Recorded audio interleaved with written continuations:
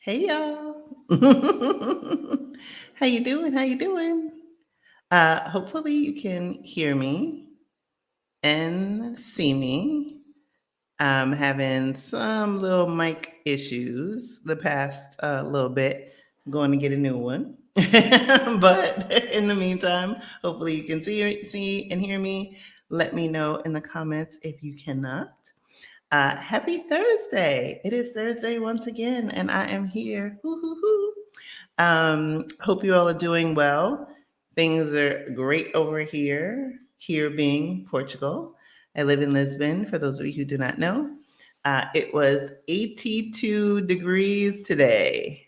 82 degrees. Mama was loving the 82 degrees. I went and got some gelato today. Because it was 82.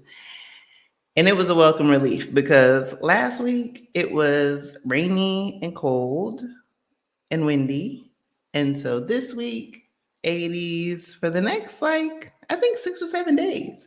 So tomorrow night, we are having our freedom dinner to welcome our newest members to Portugal. We had 3 so far this year since January. And so, really excited about that, having the community love on them. We're going to be making pizzas tomorrow night. So I'm going to pace myself tomorrow in terms of food consumption, since I know I'm going to be making and eating a lot of pizza tomorrow night. So that's exciting. And oh, yeah, that's right. I probably should introduce myself. I am Krishan Wright. I'm the founder of Black Sick Global and the host of the Black Sick Global podcast. If you're a Black person and you're interested in moving abroad, I'm your girl. I'm your girl. Podcast is in season 6. Can you believe that? Season 6. I just dropped the new episode on Monday. So hopefully you have listened to that episode. If not, I'm here to let you know it is out in the universe. It's a lovely conversation I had with Tiara Darnell, the owner of Black Cocina in Mexico City. So hopefully you are enjoying that episode. Yay, yay, yay. So yeah, just want to see who's in the comments before we get started with our special guest. Yes, yes, yes. Oh yes, you can see and hear me. Thank you. Thank you, Sonia. Like I said, I'm having some mic issues, so it will be replaced very soon. Yes, the ABX girl's in the house. Hey, Teresa, how you doing? Hey, Diane, how are you? Monica. Wow, it's rainy and dreary in Indiana. Ooh, my condolences. Oh my goodness. Greta, hey, how are you faring after the earthquake? Last week, earthquake. Did y'all hear that earthquake? Jametta, hey, how you doing? Yes, I know. Our Black Utopia and Black to Global. Yes, thank you. Thank you. Yes, and I know I was trying to get everything ready for myself to catch our Black Utopia tonight, and I was running late, so I'm going to be watching the replay before I go to bed. Hey, hey, Frederica, how are you? Yay, so glad you could be here. Susan, oh my goodness, it's overcast in Seattle? That's how I felt though last week when we had the gray skies and the rain and the wind. I was like, did I move to Seattle or am I in Portugal? It was intense. It was too much. Greta's so funny. Greta says after the earthquake, we will rebuild. Yes, thoughts and chairs, thoughts and chairs. Oh my goodness. Yes, yes. Oh yes, our Black Utopia just finished. Yes. I know, my friends. Oh, so glad. So glad you guys were able to tune in to them and then over to me. So good to see all of you. So hey, just saying hi. Oh, the Luxury Vagabond, you're in Houston. Awesome. Awesome. Yes, yes. Oh, great. Oh, so great. Great to see you. Hey, Comfort is in the house. Hey, Comfort, I saw your message. I just didn't get a chance to respond. Actually, that happened to me too. I was listening to the playback, I think, of my own episode. I think that's what I was listening to, and I had that glitch in Apple Podcasts. So, but then the episode restarted. I don't know what was going on, but I always listen to my own playback, not because I like to hear the sound of my voice, but just make sure I uploaded the right version for you all. And yeah, like a couple of minutes in, it stopped to play. I don't know. Hey, Serena is here. Hey, oh, your first time. Let's see. Wait, where went? Good evening. First time on your live. Loving the password. Yeah, your password. Lovely, lovely, lovely. Oh, that's awesome. Yes, looking forward to meeting you in our next accountability call. Um, oh, that's right. My announcements. So last Saturday, we had Malcolm, who did a workshop for us on housing, finding your housing abroad. This Sunday, he will be facilitating the men's group. So, for the guys that are in the group or the guys that are watching this either live or in the replay, definitely click on the link in the group for men's group so that you can get the link for that. So, definitely making sure that we support everyone in the group. Excuse me. See, Piggy Girl is in the house. Hey, Adelia. Hey, hey, hey. Oh, my goodness. Wow. Helen's here. All right. Good to see all of you. Yay. All right. We're going to get started. So, like I said, 82 degrees in Lisbon. I'm loving it and excited. And so, April, for those of you who do not know, and hopefully you've watched last week's episode, my conversation with money coach Malika, and we were talking all about how to get from 0 to 100K, because when you get there, that's when you get the compound interest starts working for you, your money starts to grow, and then you can get to whether it's your financial independence number or whatever goal, right? Because retirement is something that hopefully we all can enjoy. I'm enjoying early retirement. But regardless of what your financial goal is, and it doesn't matter when you start, right? Doesn't matter how old you start. I've made my share of money mistakes. I've shared quite a few on this channel. The goal of this month and the content is really to continue to kind of build on that. And so that is what brings me to my fabulous guest for tonight. I'll give you a little background to set it up. So last year, and y'all know, like, I'm always on the socials. I follow people. I see what they're all about. I love looking for interesting stories, either to feature on the podcast or on the YouTube channel. And so she had done a post. Actually, I had started following her before then, but she had done a post about selling her business. And I was taken aback, right? Because, Black woman entrepreneur selling her business. I was like, yes, right? Because one of the things that we don't talk enough about in just the public sphere, and particularly in the Black community, is about having an exit strategy. How does this relate to moving abroad? Well, guess what? Some of y'all are sitting in, whether you have a business, real estate, or something, right? You're sitting on an asset, and selling that asset could be the difference between leaving today and leaving 5 years from now, 8 years from now, right? And so that is when my guest caught my attention. And then subsequently, she shared that she was moving to Mexico. And I was like, oh, my Lord, not even more of a reason for us to have a conversation.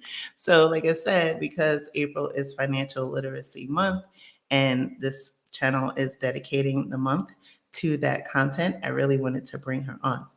So without further ado, I am bringing up Miss Tracie Collins. Hi. Hey, Miss Tracie. Hi, everyone. Thank you so much, Krishan, for having me on. Oh, thank you for agreeing to be here. Oh my goodness, I've been fangirling for months. It's okay. And I think so when you said you've been following me for months, I'm like, I didn't even know you knew who I was, let alone have been following me for What? months. Oh my goodness. I've been following. I've been following. So when I saw that post, I was like, wait, what? Yeah. Hey, you guys. Hey. Yes, yay. Yeah, y'all sometimes they're used to seeing you in the comments, now they're seeing you up, up close and personal. Yeah. And you guys talking about the weather, it has been like 75 on the incline in San Miguel. We're like in the 80s, 90s since March. Oh Dry my heat. So if I could walk around butt naked, I would. It's so hot. I've been in the shower. Like I took my second shower right before we got on the live because it was hot. It went from like cold last week to now 80 something degrees. And I'm Yeah, like, it's hot okay, here. I'm ready. Oh my God. It's so interesting seeing the comments too. I'm Oh say yeah, both. right. I'm not just I know it's hard not, not to not as get a guest. distracted. Yeah. Okay. Yeah, and I know I'm reading them now too. Yes. So for those of you who don't know, like your background, Tracie, I'm going to fill in some of it, and Mhm. then like the outline, and you can fill me in and fill us in. I'll color the inside. Yeah. Yes. All right. So you have this amazing background, and you dedicated, I would say, like a good part of your career in the women's health, reproductive space.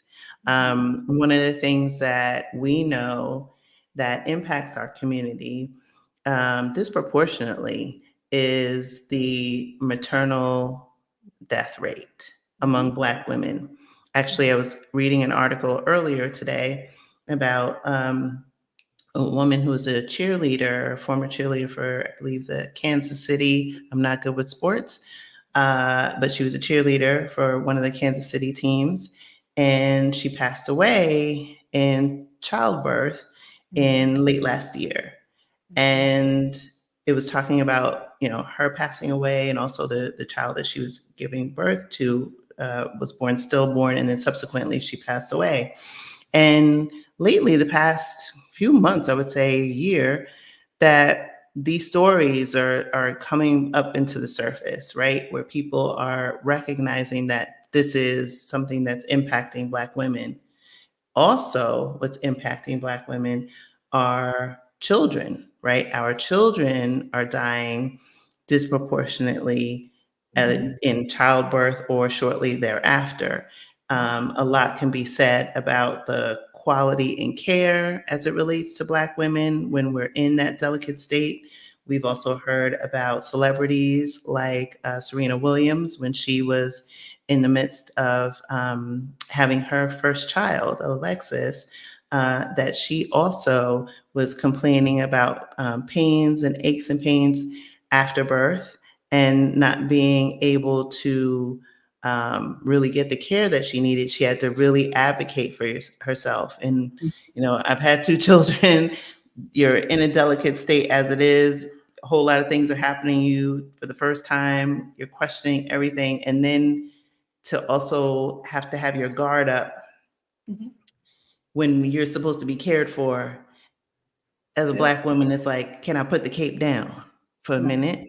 Like, can I put it down? And so I respect the care and the dedication by which you have moved through your career and are a sought after speaker among other many talents that you have. Thank you. Yeah, just to give a little bit of context, so Serena Williams had a pulmonary embolism because she had a C-section, and it Mhm. wasn't if it wasn't for her white husband, she would have continued to go unheard because Mhm. she was hemorrhaging internally. So to give my background, thank you so much, Krishan, for doing like your due diligence and that level of homework around the Black maternal epidemic in the United States, which Mhm. really dates back to slavery. and Mhm. understanding where that context, and that history and that structured racism comes from. But for me, I started my career in the maternal health space in the year 2000.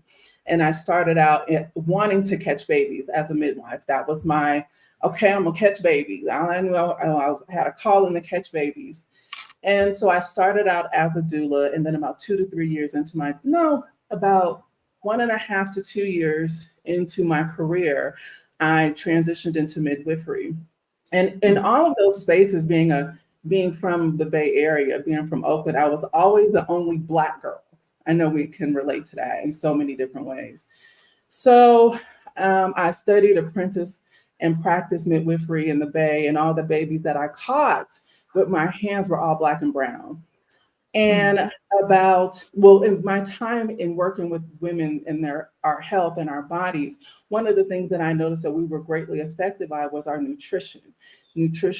the lack of information, the nutrition desert, all of that. So I took some time, went to culinary school, got that degree because I really wanted to be able to work with specialized diets and how to curate them to better support the maternal body. Mhm. So I came back into the field. Okay, I decided not to go back into midwifery because there was some controversy around a midwife who had a fetal demise, and she was a white presenting Latina. And I said, well, if y'all not gonna support her and she looked like y'all, my Black butt, if something happens, anybody that works in the maternal space know that all birth doesn't end in life. So I Mhm. decided to go back into the field knowing all that I knew as a midwife and applying it in the realm of a doula. And it got to the point to where I was doing 60 births a year, which averages out to be 5 births a month. I think my most populated birth month was either August of 2012 or 2013.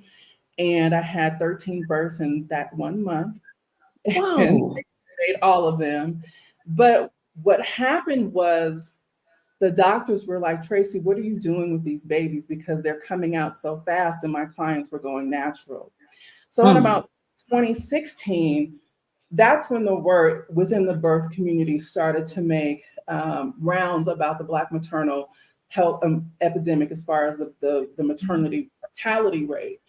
And I said, okay, after 16 years in this field, I don't know what I'm going to do about it, but I needed to do something. So in 2017 is when I launched the national company, and it was really to dedicate fighting the Black maternal death rate and to put something out there that was not there for us. Everything out there was for and by white women. And hearing this militant Black girl from Oakland with all of this tenure behind her, it comes around, I'm like, no, I'm getting ready to put something together for us.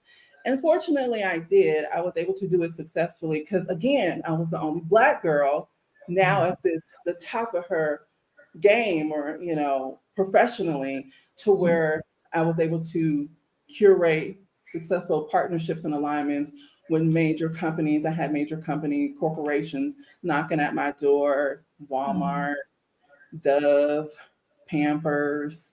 Um, but what was being neglected was Tracie. Mm. I'm up here preaching and teaching, save Black women, but this Black woman was on the other end of the spectrum because I knew I needed to save myself. So, Mhm. so I sold the company successfully last year. Wow, that's a lot to unpack. Yeah. Um, and like I said, hats off to you for the work that you have done, and also the vision to see, from where you started to building this successful business, and then all of those partnerships that you had along the way, speaking engagements, being in the boardroom, negotiating deals, and also raising, obviously, the awareness about this very important issue. And so, like I said, in talking about financial literacy and financial awareness, when you talked about neglecting yourself, I would imagine you had to wear many hats, right? So Mhm. you're, like I said, going in the boardroom, pleading your case, going to hospitals, and kind of, glossing over, I'm sure, a lot more that you did in your role, but maybe flying different places across the country, etc. So what was it like, or how did you realize that it was time for you to put the oxygen mask on yourself? So when I knew I wanted to move abroad, which was in 2015, that was when I started really transitioning my life. So it was well before the company was even launched. So Mm. when I launched the company, the national company, because I was always in that space, it was never about me. It was about a legacy for every Black and brown girl behind me and for me, before me and behind me. And I was always in a space of taking care of other people. So when I logged off or stopped working, I still have my own personal responsibilities. Mhm. And I knew in 2020, I was ready to sell my company. So like Wow. 2 years into it, because I had 20 years in the game, you Yeah. know. And so one of the things that I don't like doing is talking to people who aren't willing to listen. I don't waste my breath. And what I found is that, unfortunately, when it comes to percentage wise, Black people, they don't pour into their wellness the way they should. And Mhm. so, and then also as a Black woman, I'm having conversations with Medi-Cal, I'm having conversations with Aetna, I'm having conversations with, and these people are reaching, or these companies or these insurance companies are reaching out to me like, Tracie, how can we work with X, you guys or whatever. And I'm like, you guys are picking my brain, but where's your money? That part. So what I did was I talked with my attorney and I was like, I need to put together a pyramid, our partnership hierarchy, to where if you want to partner with me, there's going to be a minimum of $10,000 that you have to match. And it went up to $250,000. And once I sent that document over, I will get crickets. And I was like, that's what I thought, because Mhm. you guys want to pay to look good, especially after the 2020, racial upheaval. But you're not willing to put your money where your mouth was. So I'm Mhm. like having these conversations with, and I don't bite my tongue. I know how to like code switch, but the same context or conversation that's coming out of my mouth is the same thing. So yeah, I was like, I'm not doing this no more. Mhm. Mhm. Yeah, because you're running uphill, right? Yeah. It's an uphill battle.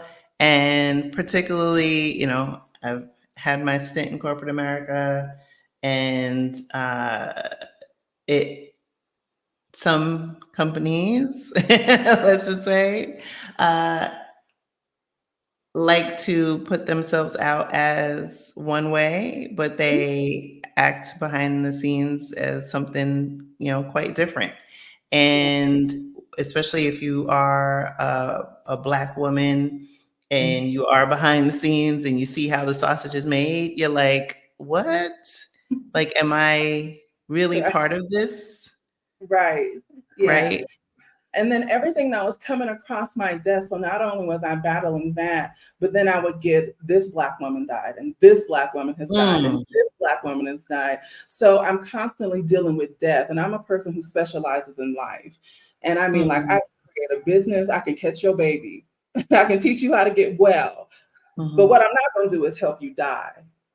That's Yeah. just not my level of expertise. But I kept finding myself in this perpetual state of death, Yeah. and my health was suffering behind it. Yeah, I mean, you're so far removed from where you started. Like you said, I wanted to just catch your babies, to seeing this spectrum. And so you said prior to starting the National Black Doula Association, you had this desire to move abroad. And so when you made that decision, like you said, you sold it in 2023, but you had planned for that around 2020, 2021. Um, what did that part look like? Because I'm a firm believer in starting with the end in mind. And I learned a lot during my years in corporate where, whether it was CPG or other, entities that I worked for, where we would start these things and they would go on, but there was no like end game. Mhm. And I'm a firm believer of starting with the end in mind. And if you can't start at least in the beginning, somewhere thereafter, that you start to say, okay, what is the next iteration of that? Is it to sell? Is it to spin it off into something else? Like, what is the life cycle for this? What is the season? So for you, what did that part look like? So I treat businesses like people. Mm. They're something that you give birth to, but you have to set it all up as it's individual.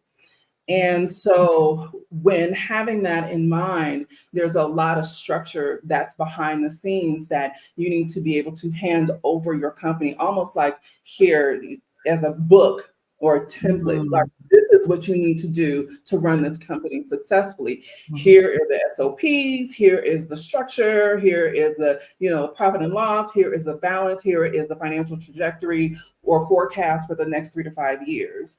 And so it had to be broken down in that way. So when people come to me about, like, when we talk about exit strategy from a business aspect, it's a whole different conversation. And I think it's a conversation that people are not having because they're not accustomed to having it, because we're so used to acquiring, but we're not accustomed to releasing.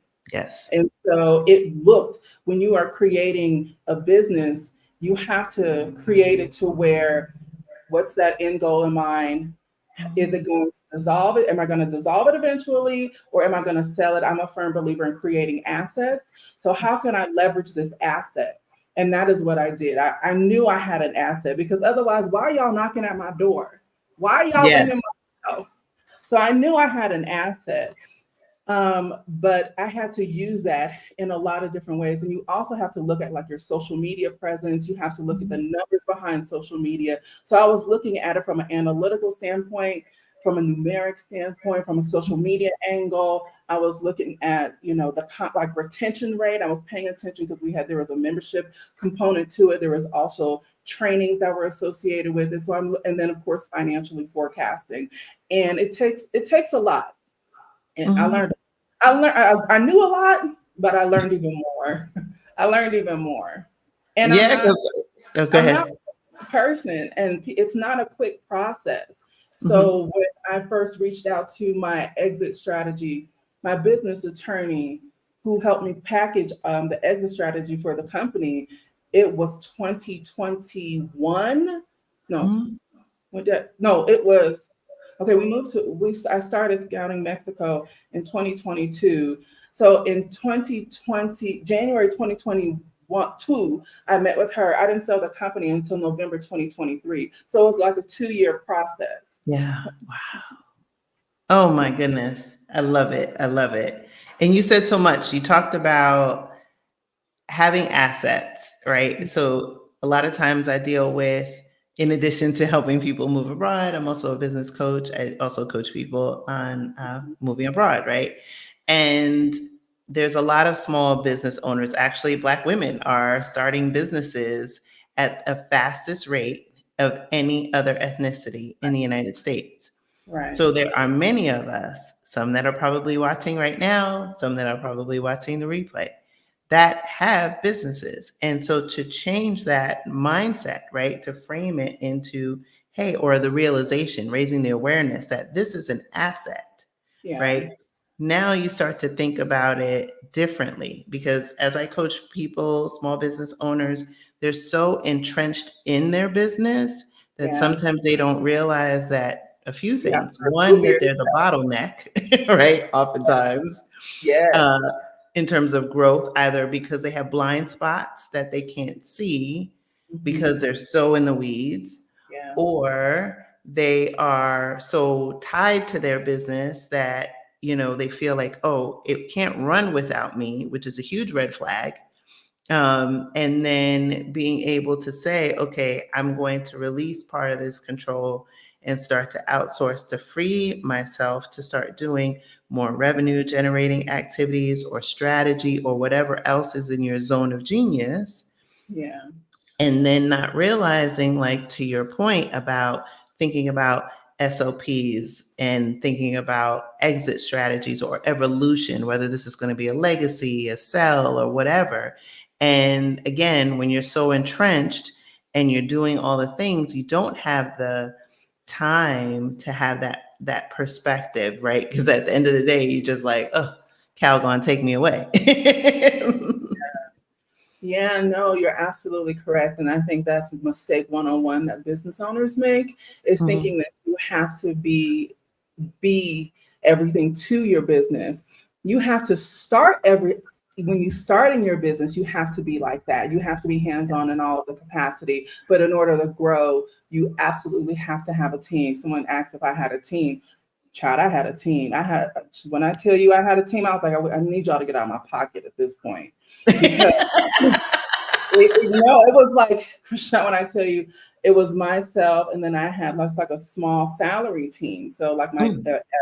administrative assistant, and then my COO. And then from there, I had my attorneys. And then from there, I had 13 1099s. I think it was 13. So when we start putting all of that together, I had 20 individuals that I was responsible for. Wow.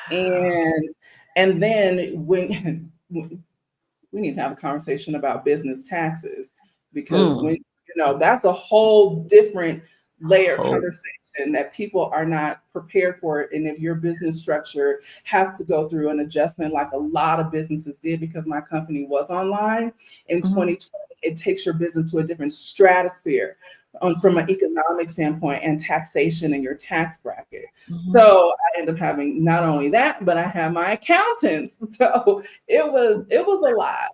So Yeah. I had a full team. Yeah. And, again, sometimes we don't even get to that level of having a team or thinking that we need a team. And so I love the fact that you're illuminating so many aspects of how you got yourself to this point. And so when you had scouted Mexico back in, I think you said 2020, 2021, 2022, May 2022 when 2022. I started. Yeah. 2022. So you had the idea that you wanted to move abroad earlier, but then 2022 is when you actually was like, okay, let me Mhm. scout Mexico. Mhm. So what about that scouting trip, knowing all the things that we just talked about in the back end, right? About the lead up, Mhm. what appealed to you about Mexico? Mexico's my love language. It's Mm. my love language. We did not settle on the first city, so we took our time scouting from May 2022 to our last in total of cities in February of 2023, and we moved August of 2023. So we actually scouted a total of 9 cities in Mexico before settling, Wow. in San Miguel being the ninth. And so the beauty in that was being able to learn different places throughout the country, you Mhm. know. Um, and there's so much in scouting, but I knew I was selling my company, and Honey knew Mhm. I was selling my company. Yeah, we were selling our other things at home, our personal stuff and our personal items, but it was really a part of the plan for me to be able to now be able to take a nap in the middle of the day. No, I mean, like it helps to sustain us is because I Yes. company. Yeah. So it was very strategic. And sometimes I was like, girl, I think I asked myself yesterday, are you still happy that you sold your company? Because I still work, just Mhm. differently.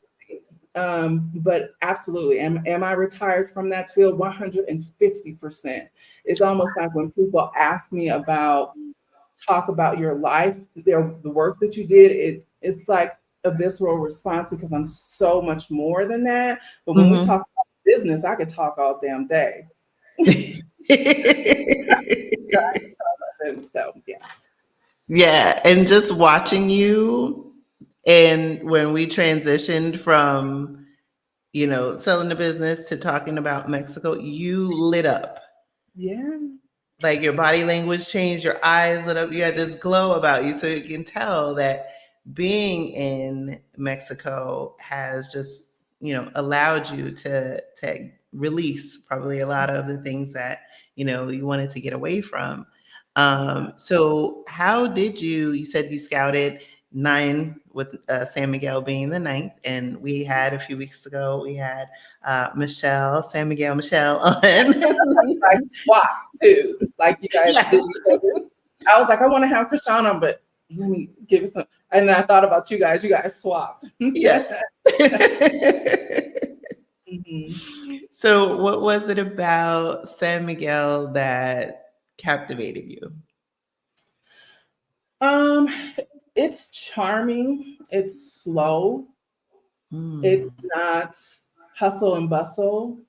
The Mexican people here, I mean, Mexican people are amazing in general, but they're sweeter in certain spots. I've learned because just having been, multiple places in the country, and it was like SMA like welcomed us with open arms. Like they were so excited to see us here. And I think still to this day, living here, we are the only Black lesbian couple that lives in San Miguel. So Wow. we stand out. Like we stand out, folks. Like, and that was another thing that shocked me. Like Michelle ain't talking enough about how many there's like a ton of Black people here that have been here for years. And when I tell you years, and so um it's almost kind of like she's keeping them nestled, but she's shouting us out at the same time. I'm gonna tell her I said that. But so when we got here, San Miguel was the only place that we didn't know anybody. Like we didn't know Wow. before going to the other places, we knew other people, or I had communicated with other people Mhm. throughout the country. But San Miguel was like, after coming off of thinking that we were going to land in Mexico City and then just taking a chance here in SMA, and I did not know what it was going to look like. I just needed us to breathe because our exit out of the States was so stressful. And then our Mhm. entrance into Mexico was so stressful, trying to, Mm. acclimate our life into what we thought was going to be our home, which was Mexico City. So when we came to San Miguel, it was like, everything was so easy, and everything was so easy that we thought we were getting scammed, like for real. Wow. Right. We kept waiting for and like no, that's not getting ready to happen for you like you thought. So, but it's just been a welcome sigh of relief. It has allowed us to slow down. And for Honey, she thought she was going to be in Mexico City, and I always knew, I said, we ain't gonna live there, but I went along with it just to get her out of the States. I was like, if this is what it takes, whatever. Yeah. But she said San Miguel was the place that she didn't know she needed. It was the Mm. she didn't know she needed. And I think what it is too, as Black people, as Black women in particular, we're Mhm. so accustomed to living in a hypervigilant state that your nervous system doesn't know how to acclimate to something different until you put it in something different. And then you feel the stress just start to melt away. And Yeah. that's what we felt in coming to San Miguel. I agree so much wholeheartedly because it wasn't until I got to Lisbon, and I talked about it in the first episode of this season of the show, and that I realized that I had been functioning Yeah. at, at a deficit, really, right? Because there was so much stress in my body. I had the masseuse coming to the house here several times a week. I had to go to like maybe the first 5-ish months of my stay here. Every week I was going to the doctor, either physical therapy to correct my jaw, somebody to come massage me. There was so much tension, and I slept, and I still do now. Back to my morning naps. I take Bailey out, I make breakfast, we eat, and then we take another morning nap around 9:30, 10 o'clock. And Mhm. just recognizing how much my body needed. And now in this phase, since January, I've been doing reformer Pilates, And Mm-hmm. that is helping me to like rebuild. And that's 3.5 years of being largely sedentary through the pandemic. And then even before then, 20 some odd years of working and sitting, primarily sedentary lifestyle. And to now, being active and realizing that there's, you know, atrophy in some areas, laxity in others. And so, excuse me, getting to that point of focusing on, having freedom of time, which came with financial independence, Mm-hmm. to start to focus or refocus on what's important, which is me, right? Like I'm about to turn 50 and I'm like, I don't know how much runway I have left, Yeah. but the time that I have left, I want to be as physical and as healthy as time and my body will allow, but that requires me to have good food in my body, Mm-hmm. well rest, allows my nervous system to calm down, to focus and listen to myself, which is something that is, at least from my experience, very difficult to do in the States where there's just constant Much. noise, constant noise. Very much. One of the things that I've never shared out loud is I don't want to become a victim to what I teach and preach against or teach and preach about so much. Meaning, like, I don't want my wellness or the lack thereof to be the death of me. And so when I noticed that it started to have an effect on me, just the level of stress that I was under, Mm. then I was like, I have to do something different and something different drastically. I'm so hypersensitive to Black women, and I'm so hypersensitive to myself being a Black woman. And Mhm. so I have to, for me, move in paying attention to what is going on always. And I found that, being a business owner to that level, I learned that I don't want to do that anymore.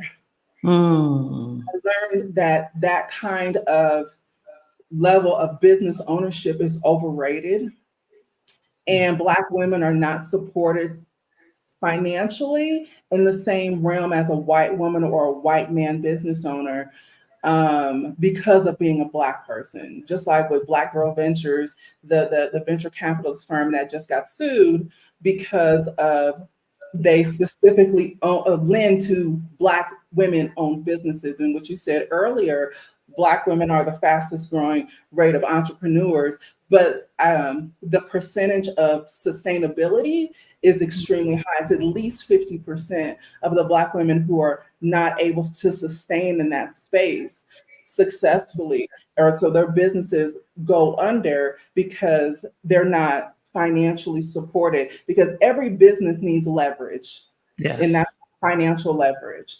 So Tom over there, whose daddy's buddy is a banker, just because of nepotism, we just gonna push this right on through. But Black Mm-hmm.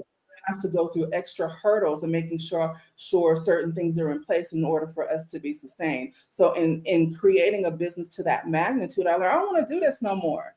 Yeah. I don't want that, because I learned what it required of me. And I Mm-hmm. learned it robbed me of my peace, Mm-hmm. sleep, sanity, joy, and happiness. And it robbed me in so many different ways. I'm already moody. I don't need no extra help, you know, operating my masculine energy. I don't. Yeah. I'm trying Yeah. to move away from that. Yeah. So there are so many things that I learned about myself. And when you speak to just carrying that pressure within your system, you Mm-hmm. have to do somatic body work in order Yeah. to release that stagnant energy, because you are you are protecting yourself. So Mm-hmm. your system is like this, your organs, your muscles, your circulatory system, your lymphatic system, your nervous system, your skeletal. So every part of you is like that. So I was like, yeah, I don't want to do that. I want to be flowy, like I tell my girl Alum, in my goddess era, wearing flowy, airy dresses, letting stuff breathe because I Yes. was able to. Whoo, when I tell you I don't wear a bra, this might be too I much don't information. either. I some people, but I'm like, what? I don't need. So I was like, what can I I wear? have freed the girls. They have been captive for too long. I don't wear a child. And okay, we're gonna talk. We're gonna talk. And Yes, I'm gonna let's barely talk wear about it. panties. Like if I gotta wear, it's just gonna be a G-string. It ain't gonna be a thong, and There I'm you definitely go. not gonna wear no bloomers. So I'm literally trying to let breathe. Yes. I'm You trying to gotta breathe and exhale. flow. I'm trying to It's like exhale. I have a business that, I do what I want, what I feel I'm passionate about, and then I show up as my authentic self. I Mm-hmm. don't have to put on the mask anymore. I don't have to worry about how I speak. I speak a certain way. This is how I talk, right? But it's like all of those things that I had, all of the armor that I had to put on before I even walked out the door. Yeah. And then having to shed that. And I think back to when my children were younger and they were in the house, and I don't know if this is true for other mothers, but I would come home and bring them in, and I needed a good half an hour to Yeah. myself to Decompress. just kind of like start to transition before I made dinner or anything else. Like I just needed that time just to kind of level set and reset. But I just look back on, and I needed to do that. That was my little version of self-care. But I regret not paying more attention to putting the oxygen mask on myself until there were times where I had, and I talked about it, on the show, where, whether it was sleep disturbance or gastrointestinal things, just, all of these things starting to manifest, and either rationalizing it away and saying, oh, it must be X, Y, Z, and not recognizing it for what it was. Mhm. Or, normalizing it somehow through, going on the Googles and saying, oh, well, it has to be that, because I don't have time to deal with anything else. I don't want to ask for time off. And so, we have to get to a point where we realize that we need to pay more attention to self-care, because self-care is self-love. Mhm. And at least for me, when I look at who I am and how I show up today versus the earlier version of myself, I know that my self-esteem was lacking. It was Yeah. reflected in how I took care of myself. It was reflected in how I did not have the boundaries that I needed to have with other people in my life. It was a reflection of a lot of shame, guilt, and other things that I had believed, either stories that either were told or I believed of myself, that perpetuated that negative track. Mhm. But it was only until I started to do, like you were talking about, the reflective work, the somatic work, and recognizing that the more you stay on that hamster wheel, the more you ignore these symptoms, you're seeing yourself in a mirror, but what you're not seeing is your endocrine system out of whack. You're not seeing that your liver is aging because you're self-soothing with over-consuming alcohol Mhm. and or non-nutritional foods that are excuse me, not doing anything but in often cases either depleting you or US food system is a whole different another Right. story. um, Right. but that's the part that I try now to instill with people, that you're not, your chronological age, but you don't know the internal age of your body and your organs. And so if this is something, this being moving abroad is something that you have a calling for, do it. Yeah. Yeah. Everyone that I know, every Black woman that I know that has moved abroad, we're aging backwards. Just like you, I'll be 50 next year. So I'll be 50 next year, Looking and like you're 25. I love I'm, it. I'm trying to stay looking like my daughter's sister. Like, I love don't call me your mama in public. Don't do that. I'm Tracie. I'm okay with that. Like, I'm okay with being big. I mean, they don't listen to me, but you know, like making sure that we are paying attention to all of the things. I don't think because I worked with women for so long, I know what it's like for women to normalize pain and discomfort in their body Mm, and get comfortable with being uncomfortable. So now you have to undo that. And it's to where I think we should all be hyper vigilant when it comes to like taking care of us. So we get accustomed to feeling good in ourselves. And another thing that needs to go hand in hand is if you're not well, it doesn't matter how much money you have mm. Talk about it. because you can have all the money in the world and be dying, and your Yep. main problem is your health. And another thing is when we start to pay more attention to our abundant life, we start attracting more financial abundance towards us. Are you there? Absolutely. Was Absolutely. I You give delayed? from your overflow. Right, right. Paying attention to that overflow. What are we pouring, giving out from the saucer, not from the cup? Mhm. That is powerful. That is powerful. Mhm. And I see the chat roll has lit up.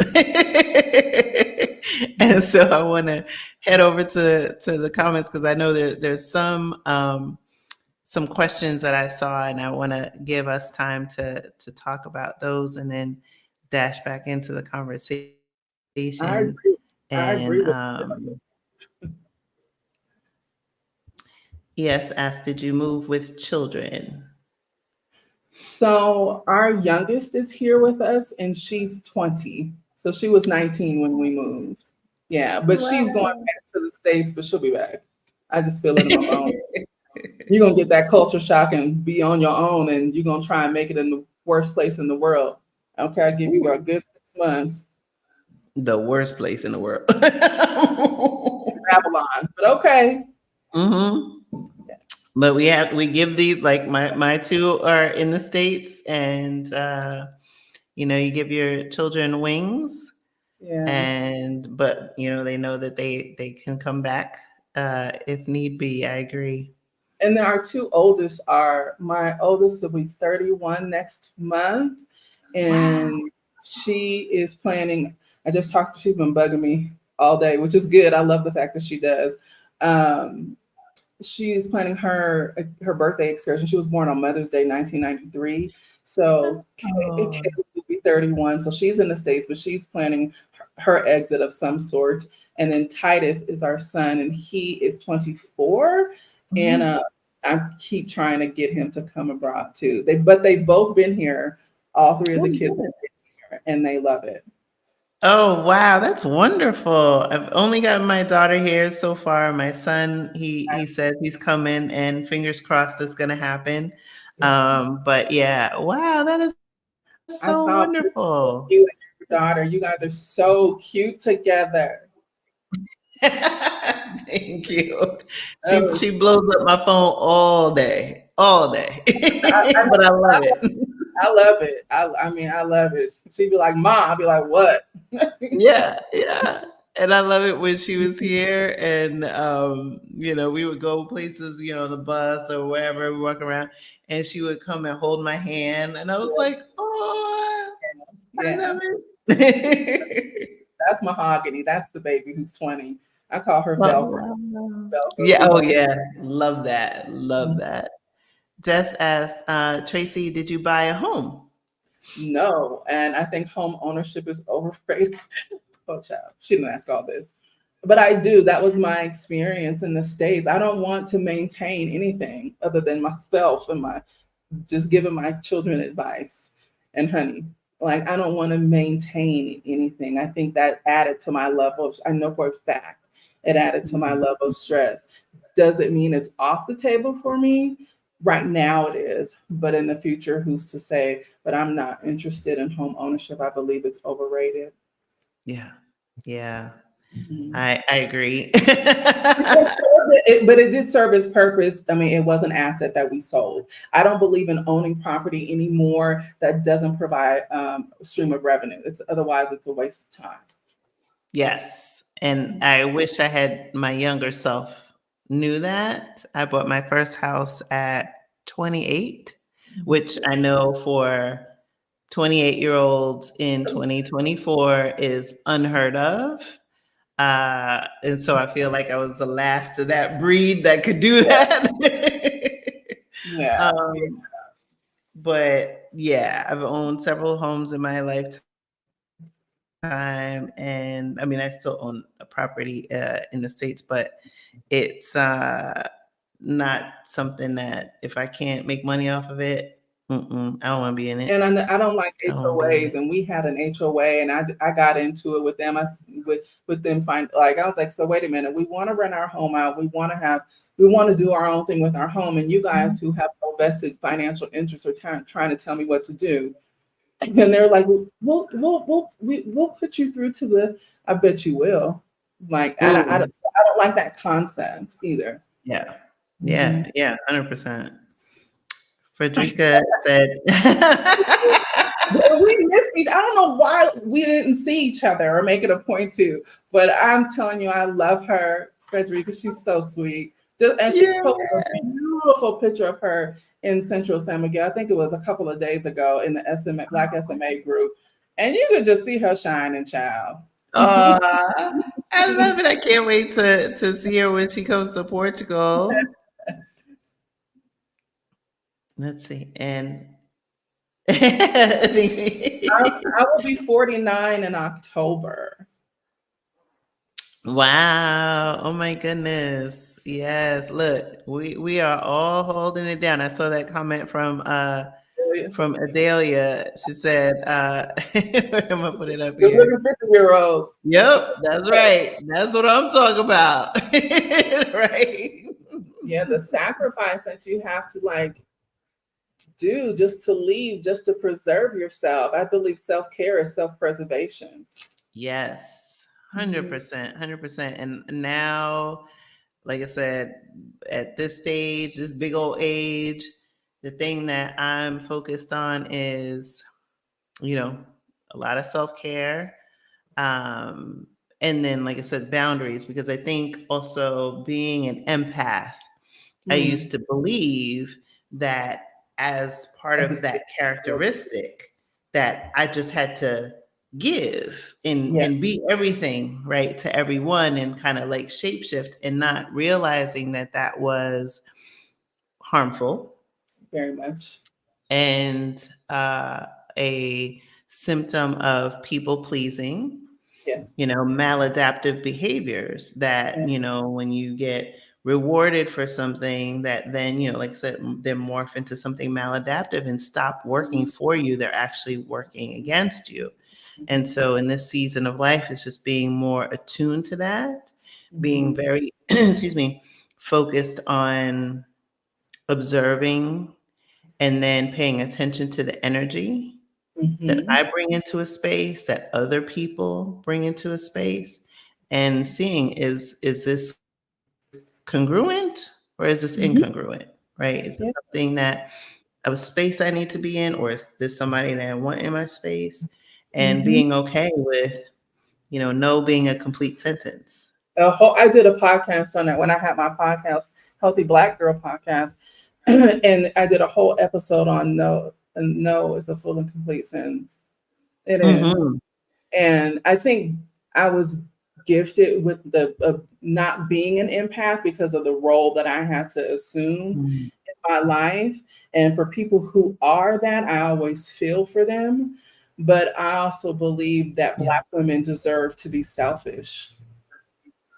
Mm-hmm.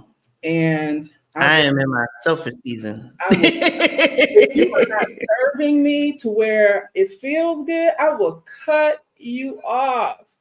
I don't care if you are a parent.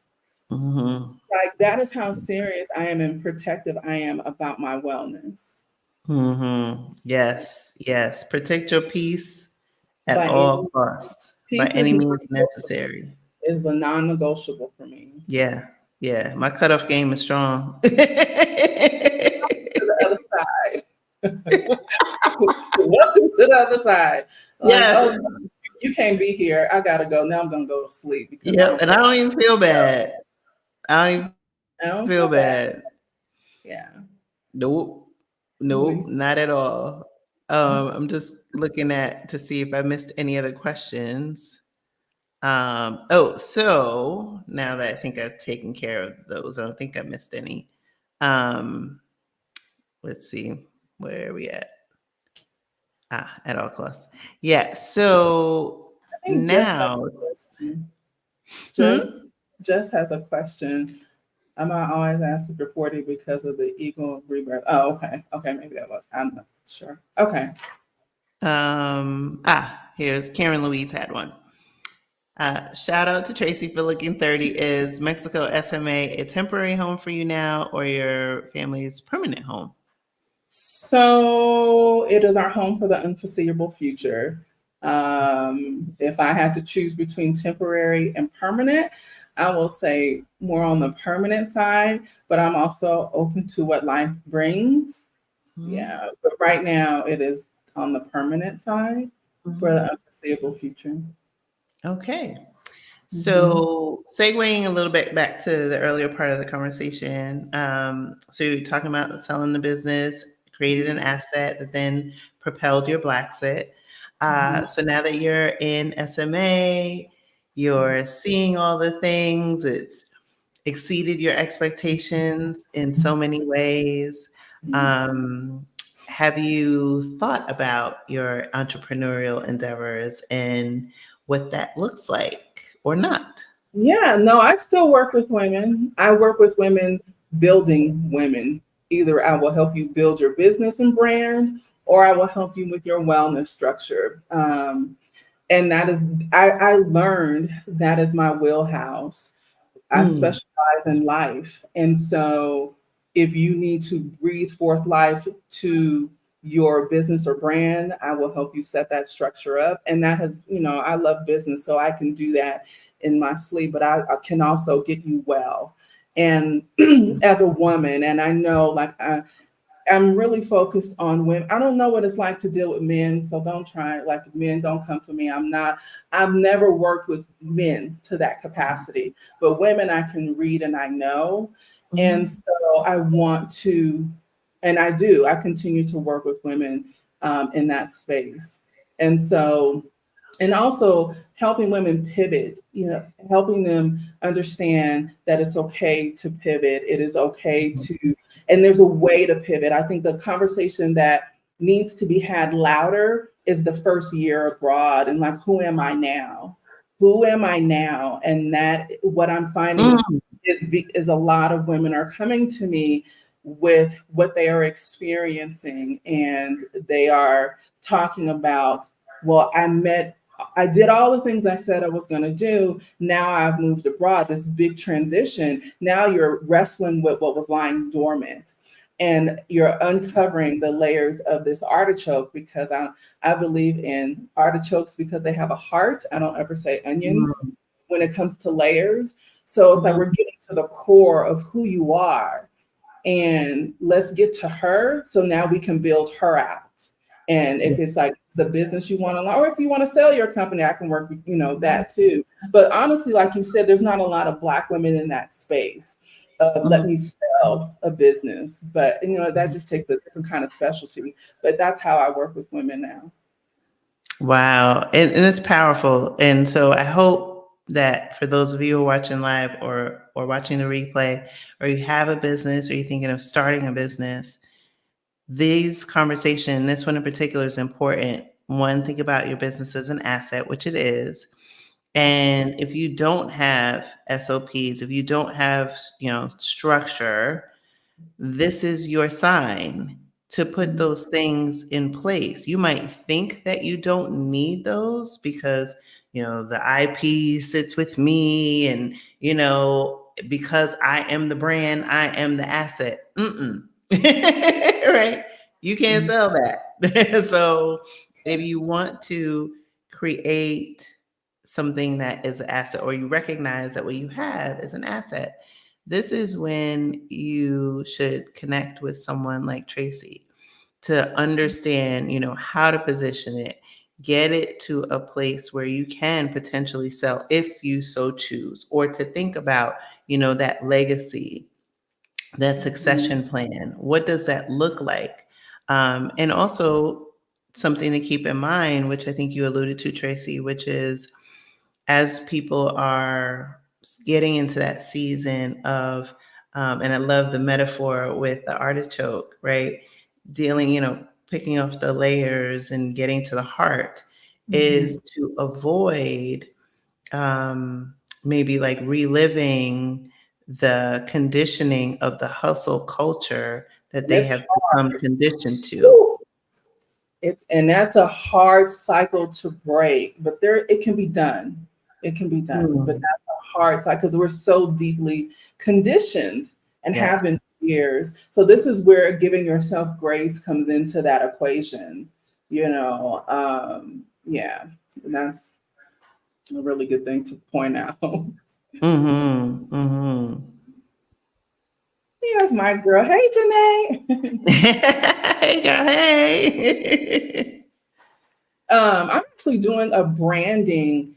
My next YouTube, I go live every Friday night on YouTube, and I'm going to be talking about personal brand versus not. That was one of the things that I learned in building a business, how business branding and personal branding are two different things. And so I will be talking about my experience in both realms and why your personal brand is so important. It's so important, Mm-hmm. especially in this day and age. It's very different from what we were trained to know as business owners and what is being done now. Mm-hmm. Very, very true. And I'm so glad you're focusing on that. Yoga Bliss Dan said, any tips on building our exit strategy towards financial freedom? So it just, first of all, you have to decide what it is that your exit looks like. Like in a utopia, what would that be? That would be where I want you to start. And then we work backwards in creating it. So it comes into being like there's and I have to know if it's a personal exit strategy plan or a business exit strategy because those are two different things. But get out that personal vision board for yourself. What does that life look like for you? And even if you don't do a vision board, I'm a firm believer in spelling is spelling, so writing it down, and then we start to put elements in place to make that possible. And it's going to look different and it's going to morph. It doesn't have to be one particular way. That's another thing that I've learned since being abroad is you have to be flexible in what you think is going to be versus what is, and giving Mm-hmm. yourself grace in that space. But we have to start differentiating between, is it going to be a personal plan or a business plan, because those are two different strategies. Absolutely. And also I would say for anybody who's thinking about, and like I said, hopefully this conversation sparks a lot of inspiration, but also I'm a big fan of inspired action. It's taking that that view of your business, and whether it's something that you feel like you have the capacity and the capability to do it on your own, or to get with a coach like Tracie, is to look realistically at the picture, especially with respect to a business, as, is this business self-sufficient? Can it cover its own expenses? Are you able to draw a salary? Are you able to hire a staff, or a 1099, or however that comes to life? Or are you subsidizing your business? Mm-hmm. Because sometimes people create businesses that are actually passion projects and hobbies. And so then you can start to see realistically, is this an asset, or can it be an asset? Right. And that will then allow you to take the steps to build the framework, right? You think about a house, you start with the foundation, and then you do the framing, and then you kind of build from there. And so there's no shame if you have a business and you don't have these things in place now. It doesn't mean it's too late and too far gone. You have an opportunity before you to Absolutely. start to do this. And so hopefully this is, encouragement for someone along those lines as well. Yeah, absolutely. And then also, poll your audience. What do they want from you? Uh, Mm. I poll my YouTube audience all the time. I'd be like, what y'all want me to talk about on Friday? Like, I don't know. And so give them 3 options. All right, I got you guys. Yeah. But poll your audience because it invites them in, it makes them feel a part of the conversation. But also you're giving them what they need and what they've asked for. Mhm. So the more you have your community on your side and you're continuing to nourish and cultivate that relationship. If we're talking about business, because that's how she's going to continue to build her business online. I did a video, Krishan, on my YouTube channel was like money that moves abroad with you. And I Mm. in that video 11 different portable revenue streams that people can start creating for themselves now to move abroad. And I shouted out my investment girlies, Brown Girls Invest Too, I Black Girl Build Wealth, Girl Travels the World. I named several of them. And I said, this ain't that conversation. This is for people who want to build businesses or, Mhm. have residual income in the business realm. So, and just dropping some creative ideas to get people to get their wheels spinning because you need there takes a level of like seasoned creativity and innovation, and all of your ideas are not necessarily going to come from you. Sometimes you Mm. need to have other people pour into you to kind of help you see, and that is okay too. Absolutely, absolutely. I love this conversation so much.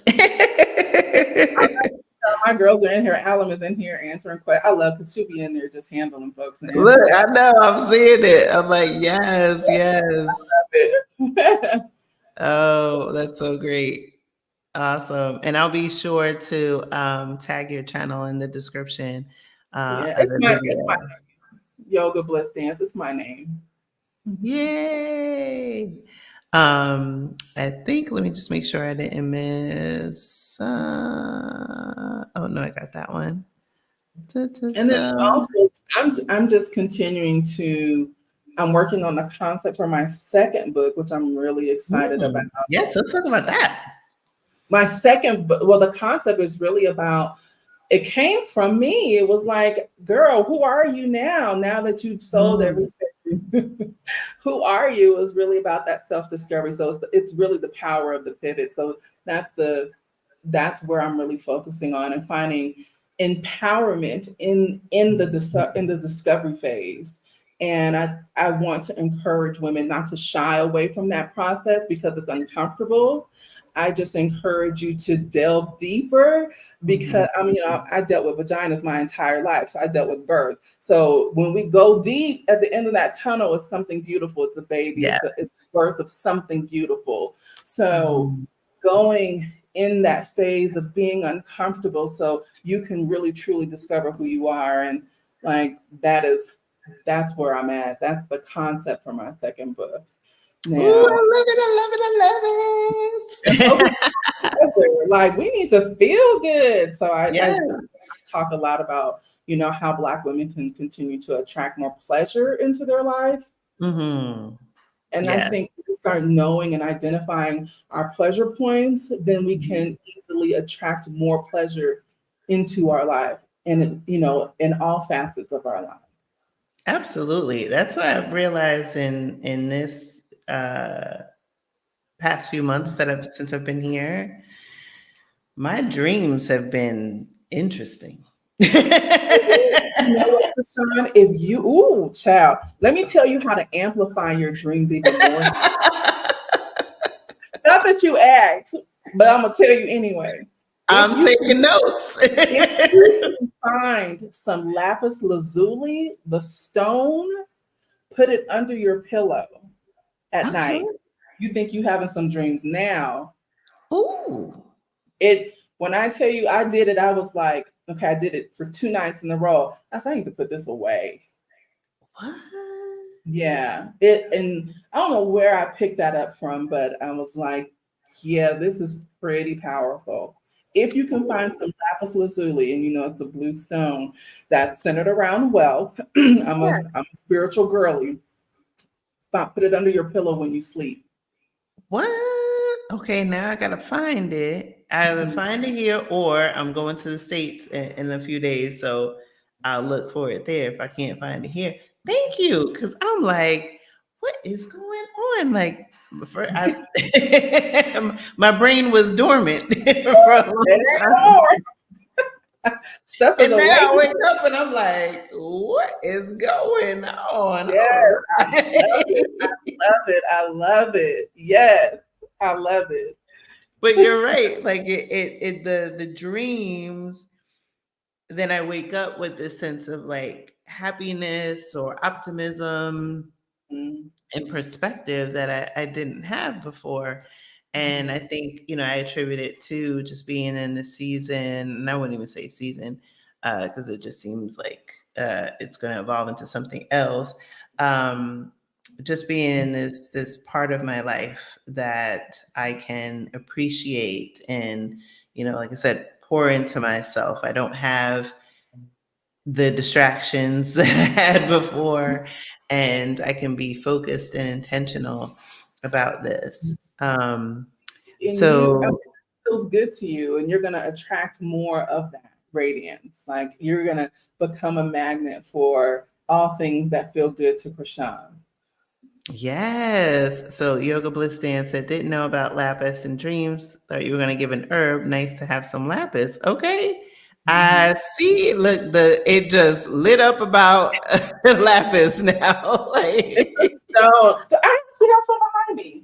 Oh no, I don't. Oh yes, I do. I have some behind me. It looks like this is a dark one.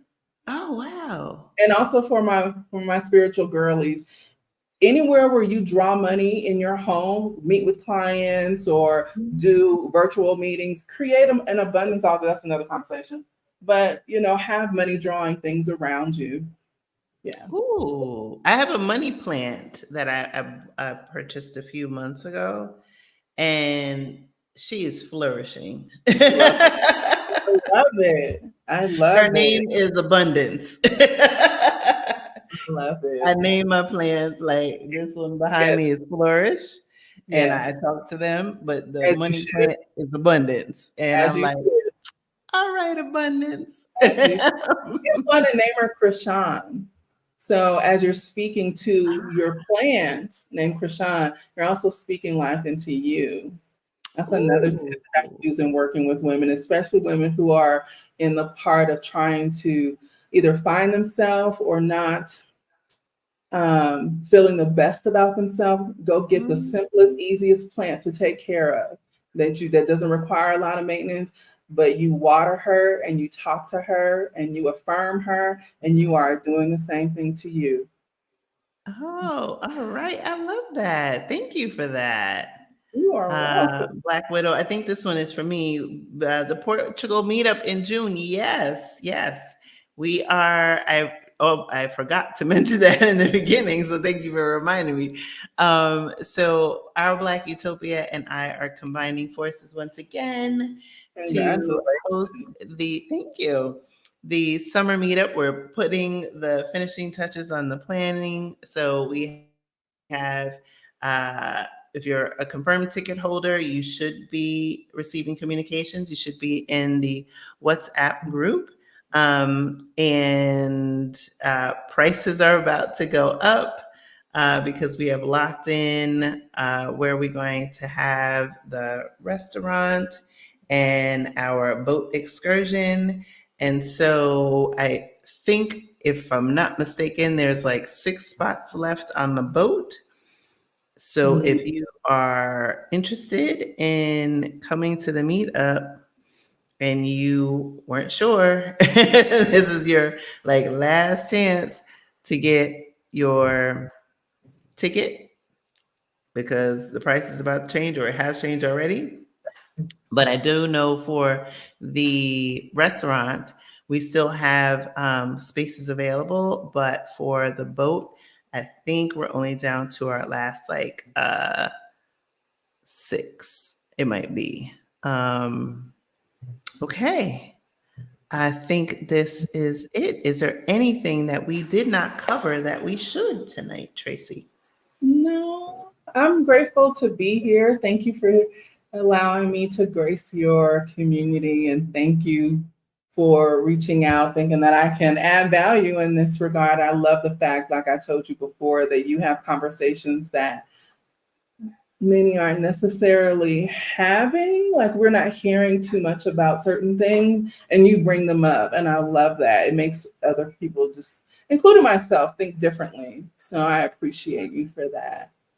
Yeah. And Thank I've been you. girling for a minute. So to hear you were doing the same, it's like, really? I was. I slid in those DMs. I was like, hey, girl. And we did. We had a really good DM conversation. I was like, thank you, Krishan, for the work that you are doing. Yes. Um, Thank you. Thank you for what you're doing and for being so gracious to get on here and have this important conversation. I'm looking forward to eventually getting to SMA. it's, And when I do, I know this is going to be a huge hug fest, it and is. I'm there for it. It is. I can't wait till you make it to this side. We are planning a European tour, and when we go to Europe, I plan to for us to be there for at least a month. I'm gonna give us like 30 to 60 days. We'll see how it goes, but we're gonna do some hopping around Europe when we do, and that's our next big excursion is gonna be Europe. So I will keep you posted. I will keep you Oh, I'm so posted. excited. Oh, yes. And your YouTube channel, if you want to drop it in the private chat, I can drop it in the chat here and then I'll link it Okay. after.